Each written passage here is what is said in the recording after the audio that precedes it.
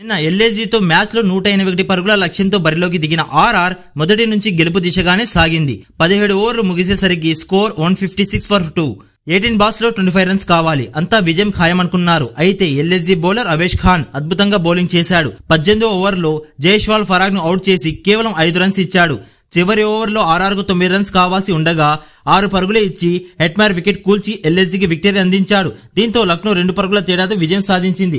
కాగా మ్యాచ్ అనంతరం RR captain rayon Parag ఈ ఘోర ఓటమిపై స్పందిస్తూ మేం ఎక్కడ తప్పు చేశామో తెలియట్లేదు అని పరాగ్ అన్నాడు. గెలవాల్సిన మ్యాచ్ లో ఓడిపోవడం బాధ కలిగిస్తుందని ఆర్ఆర్ కెప్టెన్ రియాన్ పరాగ్ చెప్పాడు. మేమేం తప్పు చేశామో తెలియట్లేదు. 18-19 ఓవర్ వరకు మాదే గెలుపు అనుకున్నాం. 19 ఓవర్లోనే మ్యాచ్ పూర్తి చేసి ఉండాలి. ఈ ఓటమికి నాదే బాధ్యత. అలాగే మా బౌలింగ్ లో చివరి ఓవర్ సందీప్ శర్మ ఎక్కువ రన్స్ ఇచ్చాడు. అతను మంచి బౌలరే, కానీ ఈ రోజు బ్యాట్ లక్. సమద్ అద్భుతంగా బ్యాటింగ్ చేశాడు. అతను చేసిన పరుగుల వల్లే మేం ఈ రోజు మ్యాచ్ ఓడిపోవాల్సి వచ్చింది అని రియాన్ పరాగ్ పేర్కొన్నాడు.